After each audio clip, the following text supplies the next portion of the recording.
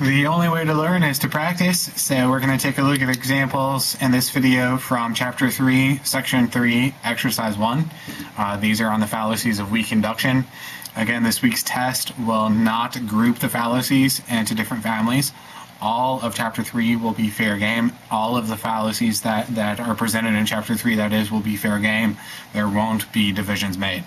But I think it's useful to practice to just take it one chunk at a time and then ultimately practice the last exercise where, as is the case in the test, they're all fair game. So 3.3, Exercise 1.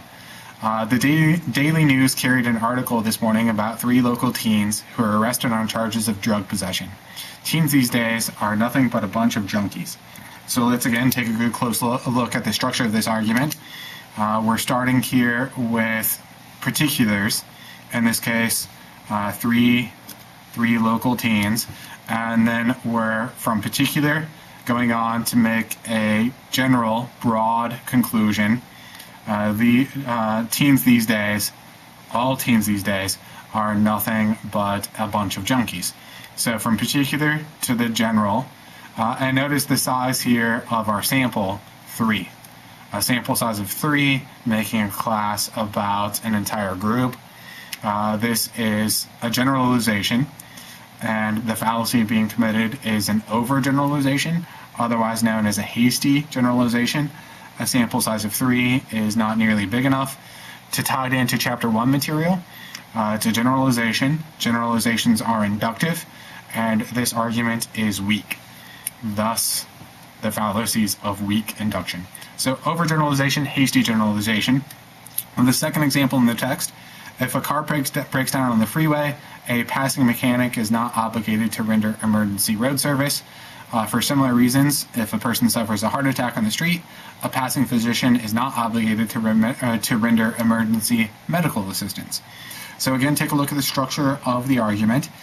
This one hinges on a comparison.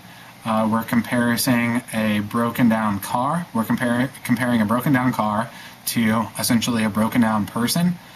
Cars and people, are there relevant differences between the two? There certainly are. This argument takes the form of an analogy, and specifically, in this case, if we evaluate it, it's a weak analogy. That's not a fair comparison to make.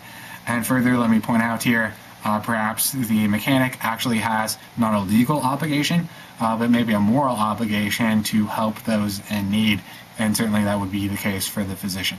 So weak analogy here. Number 4, and again, if you just want to follow along in the text, if you can't quite read it here, if the type's not big enough, follow along in the text as always. The secretaries have asked us to provide lounge areas where they can spend their coffee breaks, which certainly seems like a reasonable request. This request will have to be refused. If we give them lounge areas, next they'll be asking for spas and swimming pools, then it will be racquetball courts, tennis courts, and fitness centers. Expenditures for these facilities will drive us into bankruptcy. So again, notice the structure here. Number 4, A lounge for coffee breaks will lead to B. B would be various spas, swimming pools. That'll lead to C. They'll want racquetball courts. D, fitness centers. And then eventually, before you know it, E will be bankrupt. So the structure here is in the form of a slippery slope. Now again, let me draw to your attention that not all arguments of this form are fallacious. If there's good solid evidence to support the claim that A will lead to B and the whole thing will spiral out of control, then it wouldn't be fallacious at all. You're supporting it with good solid evidence. Just as not all generalizations, back up there, are fallacious, it's only fallacious if it's an overgeneralization. Similar sort of deal here with a slippery slope. It's only fallacious if there isn't evidence. So the question really comes down to evidence. Is there good evidence to suggest that if we give them a lounge area for coffee breaks, that will go bankrupt? And the evidence here really amounts to none.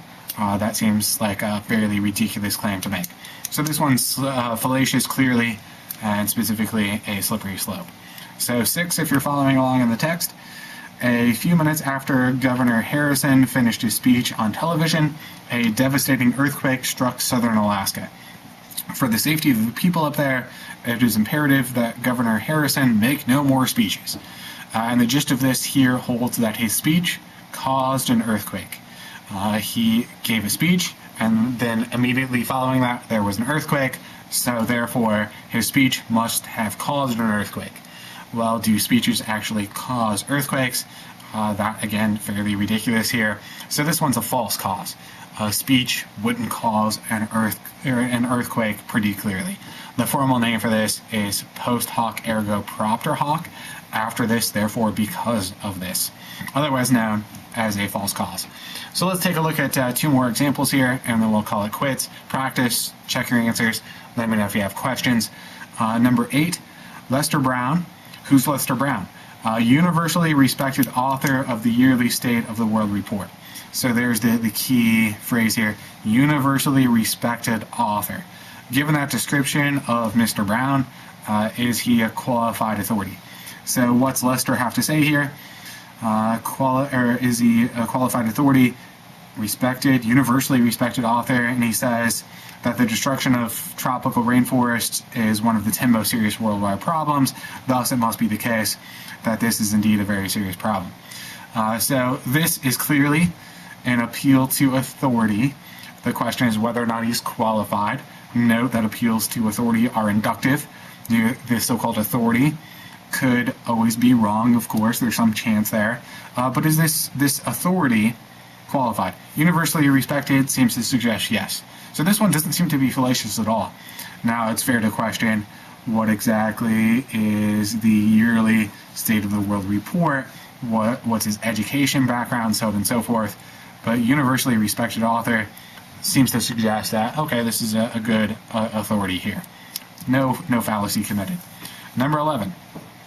Probably no life exists on Venus. Teams of scientists have conducted exhaustive studies of the planet's surface and atmosphere, and no living organisms have been found. So teams of scientists, exhaustive studies, haven't found life. No living organisms have been found. So probably, again, it's inductive here. It's not saying it's logically impossible or anything of the sort, but probably no life exists. That seems like a pretty solid conclusion. This would be a really strong inductive argument. So fallacies of weak induction, this is a strong inductive argument. Again, the best answer here is no fallacy committed.